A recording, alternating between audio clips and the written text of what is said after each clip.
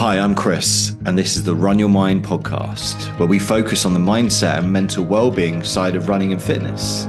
Each episode brings you insights to help you build a healthy mindset with honest conversations and practical tools that you can use in your own fitness journey, giving you what you need to work on your mind, not just your mileage. On today's episode, I'm joined by Leon Lewis, and we're talking about discipline. Leon will be sharing what sparked his daily 10K, how he handles knockbacks, speaks to himself during races, and the best advice he's received so far in his own running journey. So let's get into it. Welcome to another episode of the Run Your Mind podcast. Today I'm joined by the man himself, Leon. Yes. Thanks for joining me. Thank you for having me. First of all, and again, I'm sure a lot of people will see this face already in the name and know who you are, but for those that don't, do you mind just giving us a bit of an overview of who you are? So first name Leon, second name Lewis, also known as Sweets or South London's Forrest Gump, and I think of recent in the running space I'm probably most known for running like a minimum of 10k a day since January the 1st, 2024. Yeah. Apart from the one day that I missed last year. Yeah. Yeah, that was out with Hercules, wasn't it? Yeah, so on the day we was travelling back from Cyprus, I had the option to either run in the morning or there was like a 4-hour block in the evening. Yeah. And I thought, I'll do it in the 4 hours when I get back to London. And then ended up being hungry, so made some food, and then I ended up just falling asleep and waking up at like 3 in the morning. Yeah. Yeah. So if you go back, like first question I normally ask people on this, because I think you can look at people like yourself now and go, it's incredible, like, you know, well done for London Marathon, Boston Marathon, all these things you've done. But what was the first thing like that got you into running in the first place? It was just fitness, like basically I was gymming at the time, and sometimes I just found it a bit long getting ready to go to the gym, like putting on clothes, driving down to the gym, having to take my gym stuff and all that. So I just thought like it'll be quick and easy for me to like throw on my trainers and get straight out the door. Yeah. So that's sort of how I got into it. I used to sort of struggle with 1 to like 3k, and then I think a big game changer for me, like in terms of running, was reading David Goggins' book Can't Hurt Me. Yeah. And then that kind of got me looking more into like mindset and getting comfortable with the uncomfortable and stuff along those lines. Yeah. Well, I was about to ask what was one thing that you took away from that, but what does that mean to you, like getting comfortable with the uncomfortable?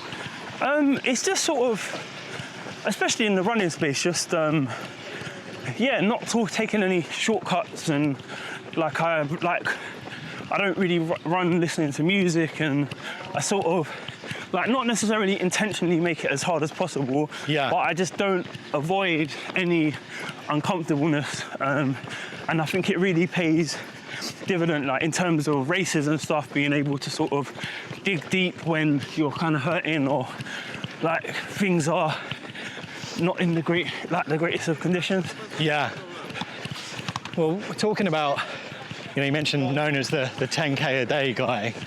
That's obviously a habit you've built up. Today, I thought it was quite fitting to talk about habits and the topic of it, because I think it's very easy, whether it's you're training for a particular time for a marathon or your first marathon or PB, to like just focus on the goal. Yeah. But I think habits can often get overlooked of like, what can you do to get there, like the controllable things. So I'm going to jump into the questions I've got for you. Pulled out the paperwork. Oh yeah. Legit, did my prep. Yeah. First question, what are 1 or 2 habits that have had the biggest impact in your life and running? I think I could say that I'm perfect and, I have this robust system of habits, but I think, running every day, there are periods where, I'm locked in and my habits are good and I have structure, but there are other times when I'm not. Yeah. So I think for me, like more than habits, it's just discipline of kind of making it non-negotiable that I need to get out there and I need to get my running. Yeah. Yeah. How do you, on those days where maybe that chat is a bit louder, like how do you challenge that and be like, this is getting done?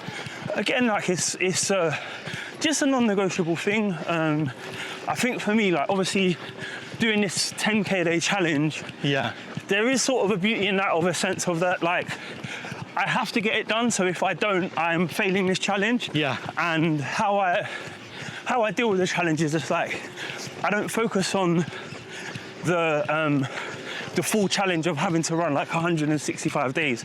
It's more so just like, I have to get out today, get 10K in. So more like, if we're building a wall, I'm more so focusing on laying the brick every day.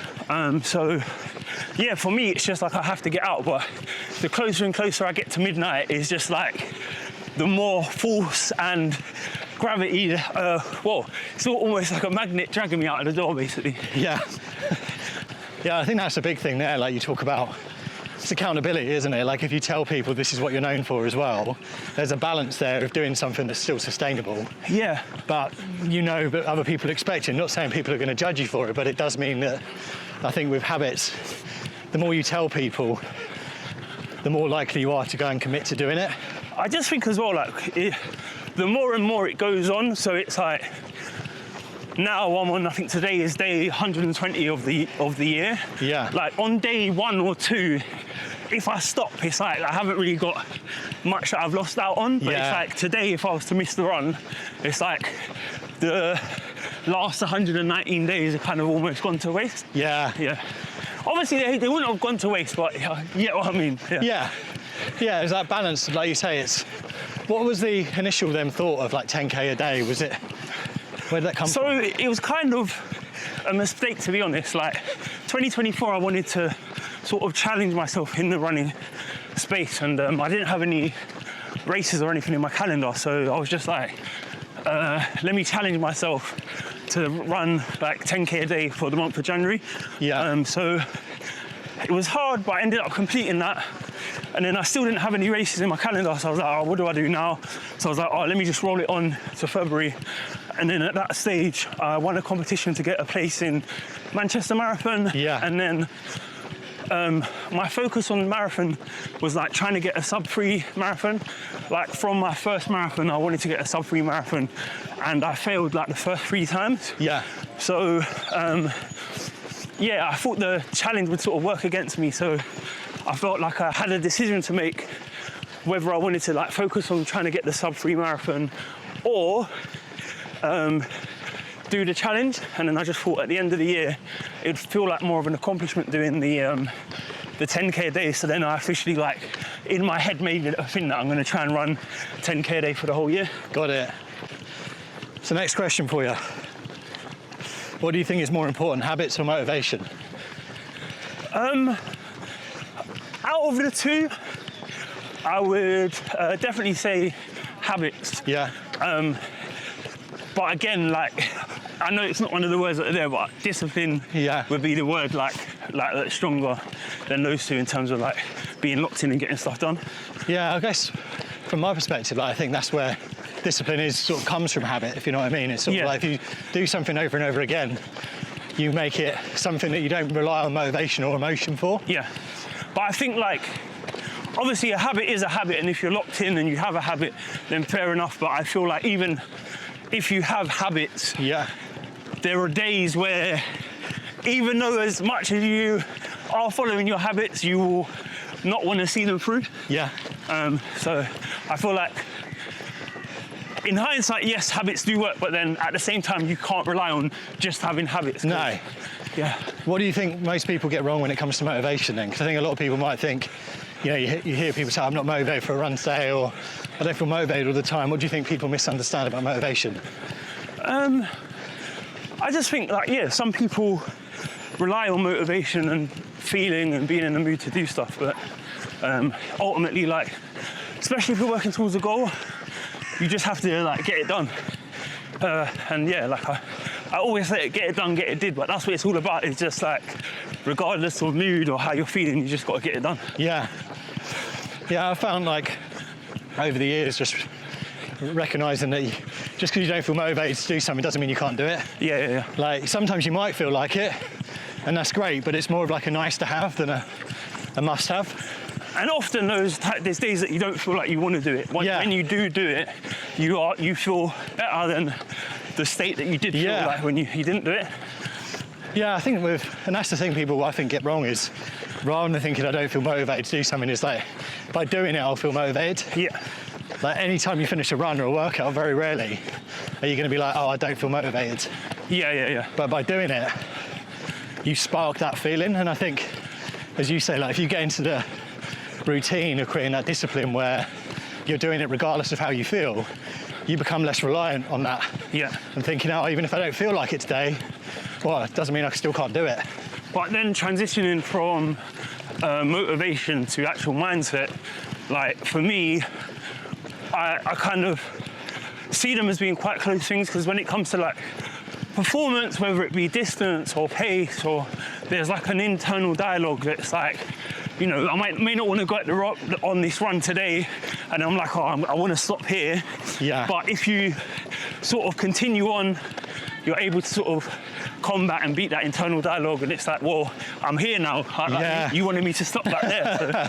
So, Yeah, I think to that point there of like going, like looking back and going, I could have stopped there, but I keep going, is just breaking it down as well, isn't it? And just making things like smaller chunks, like for people watching, I think, like you were saying earlier, rather than going, I've got to do 10K a day for all this year, is just treat every day as it comes.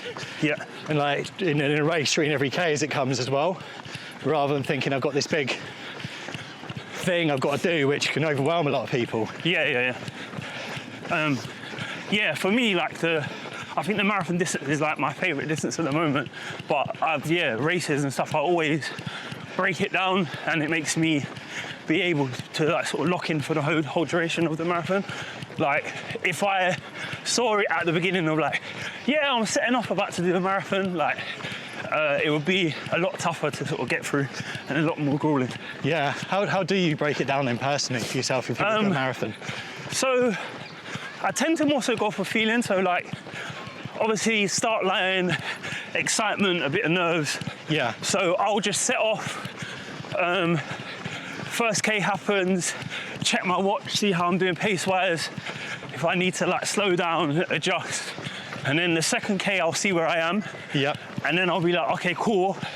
Let me hold this through to 5K. 5K, get to what's my pace for 5K. And then we'll kind of double that on to 10K. Mentally, I'm thinking we're basically a quarter of the way. Yeah. And then I start thinking about, well, no, even before then, I would have had a gel, and it sort of breaks it down, the fact of what point am I going to have a gel, maybe 20, 25 minutes having a gel. And then, the focus then would be sort of getting to the halfway point, and then, whether it be 25K, when am I going to fuel from there? And then it's like I've only got like 15K to do, and then sort of getting to the 30K point, and then 32, and then I've only got 10K to do. Yeah, so then what's interesting is always the last 5K. Yeah. So I tend to always think about my local 5K from my house, like just different points. Like everyone who, I don't know, runs often, they know where 1K is from their house in each direction, where 2K is. So I'll sort of, from that last 5K, be like, I've only got 5K to go, a park run. And then when I get to 3K, like mentally I'm thinking, where's 3K from home? Yeah. And then I'm like, 2K from home, I know where that point is. So it's just like mentally, I think those 2Ks and 3Ks from home don't really seem that far, or feel that far. Yeah. And what's that? Because I notice you're saying there it's like only 5K, it's only 10K, it's sort of like minimising that in your brain, like in your mind. What's the self-talk like when you're in this? Yeah, so I think especially if I'm pushing in a marathon, I'm suffering. Like Monday London Marathon, because I done Boston and like pushed really hard on the Monday. Yeah. On Sunday, like 7K in, my legs were feeling like completely cooked, and it was like a struggle from 7K in, and I was pushing hard. Yeah. So mentally, I've just got to sort of make it as easy as possible for me to like endure and go through what I'm going through. Yeah. That's what it's about. It's just like for me, just being like, I can hang on to this pace because I've only got, or all I need to do is, and Well, it's quite interesting because we spoke about before you were doing Boston, which is known for a bit of being hills. Is like, do you mind sharing a bit more about? Because I always find this interesting. Like, I think you're a good example of this. If you think you're going to struggle with something, go and attack it like proactively. Yeah. Was it Peeps Hill you did? Yeah. Well, Peaks Road, the hill Peaks on Road. Peaks Road, yeah. What was that workout like? Because I'm sure that on Strava, was that like... Yeah, so basically, like, I set one random morning, and I've kind of hated myself for the past few months for doing it, but one random morning I was like, do you know what, I'm going to aim for a PB at Boston. Yeah. And when I thought of the idea, like, I just believed it wasn't possible for me to do. Yeah. So then it was like, am I just going to accept that it's an impossible task, or am I going to try and do it? So then I was like, well, if I was to, hypothetically speaking, get a PB at Boston, what would it take for me to do so? Yeah. Like, I'd need to become a stronger runner. So one of the areas Boston's most known for is the hills. Yeah. And not only just running up hills, like also running downhill, and like the effect that it has on your legs. And then also, I think to be faster and a stronger runner, it was sort of upping my mileage. So in the training block for Boston, I sort of upped my mileage to like 130 to 150k weeks. Yep. And then I had a lot of hill sessions. Like the first few sessions on Peaks Road Hill was I was doing 10k on the hills, and it was literally just running up the hill to the top and then going over to the other side, running all the way to the bottom, turning around, and then doing it over again, and then just like literally side to side for 10k. Yeah. And then I managed to do the 10Ks, was comfortable with that. So I was like, okay, cool. Let me try and do a half marathon on there. So I think there was like 3 sessions I done a half marathon just running up and down the hill. And it's like, if I actually looked at it on Strava, it's just me on the same road running up and down. Yeah. So like, even if you take the hill out of it, it's just crazy like to be on one road just running up and down to do a half marathon. Yeah. So that was like a big part of my block. I look at those kind of things though as well, and it's like, because you went and did that proactively when it comes to Boston, you're like, I've done this, you're like normalising it, you're normalising even going up and down a route. Like during my challenge, I did like 9 laps of a park, and it wasn't that enjoyable. I was like, well, do you know, if I can do this, then I can do something more scenic. And just not having like stimulation of seeing different things, like you're literally just seeing the same thing over and over again and being sick of it. Yeah. And then just being able to still lock in and get the job done. Yeah. And that's another thing, is just like, sometimes like no one said it's meant to be enjoyable. Yeah. It's like sometimes I think like people just think, oh, I'm not enjoying this, or this is tough, and it's like, no one said it's not going to be tough, and no one said it's not going to be easy. So, sometimes it's like controlling that self-talk. Yeah. And as well, like not quietening yourself down, like actually listening to what your internal dialogue is saying. Yep. And then working from that space. Yeah. Of how you're feeling. Yeah, because I think if you try and shut it up, it just gets louder, or tell yourself to not think something, you're just going to think about it more. Yeah. I said it to another guest, actually. I heard this quote a few months ago now.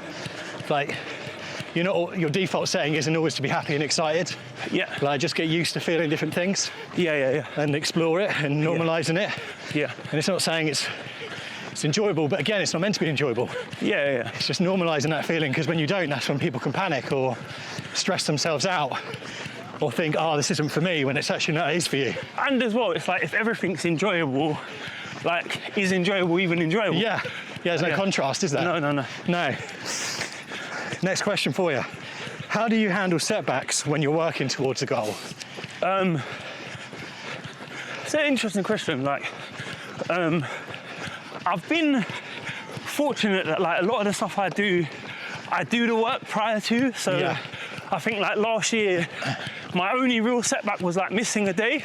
Yeah. And I just own it. Like, it happens. Like, I can't lie. Like when I woke up at 3 o'clock in the day and like realized I missed a day. Yeah. My first like instinct was like, damn, how am I going to cover this up? Like, what can I do? Right, like mentally, and then I just thought about the amazing year I had, and like all of the stuff I set myself to do. Like, there's days when I didn't even think it was like accomplishable or I'd be able to do it, and I did it. So I just felt like, the setbacks, it's about owning them. I think like the thing about setbacks as well is often adversity, setbacks, like that's where the growth comes from. Yeah. If you win, you get things right, things are working out okay, you'll tend like not to do anything. Yeah. Because it's like the formula's working out, but when you have a setback, or even adversity, you'll tend to like question yourself, go back to the drawing board. What did I do different? What did I go wrong? And I think like often with myself, it's always been like adversity and setbacks that have led me to like becoming a bigger and better version of myself. And sometimes like if I wanted situations to play out the way I wanted them to play out, I'd often have like played life small, I feel. Like the things that have really made me like ambitious and wanted me to push was often like setbacks or adversity. I think like I often encourage people to look back and go, if you think back to your biggest achievements or proudest moments, they've often come from times where you faced adversity or done something you didn't think you could or other people didn't think you could. And without them, like, you know, I did a little video a few months ago talking about setbacks make better movies. Like if you think about your favourite film, it's got some form of adversity or setback in. And without that, it just wouldn't be an enjoyable film. You wouldn't watch it. And I think, like saying earlier, just like contrast. And just life in general. Life is full of seasons. It's not all like it's not always the season for harvesting. Like Next question for you. Do you have any habits or routines or certain disciplines leading up to a race or race day itself? I guess like the biggest habits really are around fueling and just my preparation for race day. I like to have my kit set out, bib pinned up on my top, like just as much things sorted out as possible, knowing how I'm getting to and from the start line. Race day morning, I kind of I just want to be able to focus on the run itself. So, time for quickfire questions. Listen, before we start, I am the worst with quickfire. What is the best advice you've ever received to help you with your running journey so far? Keep on keeping on. Who was that by and what does that mean to you? I don't know. It's the quickfire. I'm just answering. Okay, all right, we'll go with it. I'm the one who's to keep it quickfire. What's the song that gets you focused before a race? I don't really listen to music. No. But first song that comes to mind is Phil Collins. I can't remember the title. Fill in the air tonight? That's the one. Nice. Fill in the blank. Running makes me feel great. Running makes me feel great. Without the right discipline, you won't X. Fill in the blank.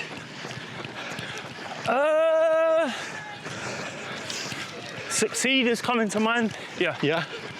Okay, well, Leon, thanks for joining me today for a chat and a run. Thank you for having me. You're welcome. We're like, 5.5k in, so I've only got 4.5k to go today. So happy about that.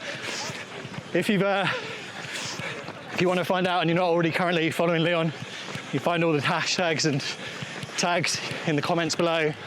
And if you've got any questions or want to share something on the episode of what you learned or any particular topics you want covered in the future, let me know as well in the comments. But for now, episode done. Leon, it's been a pleasure. Stay mindful. Catch you soon.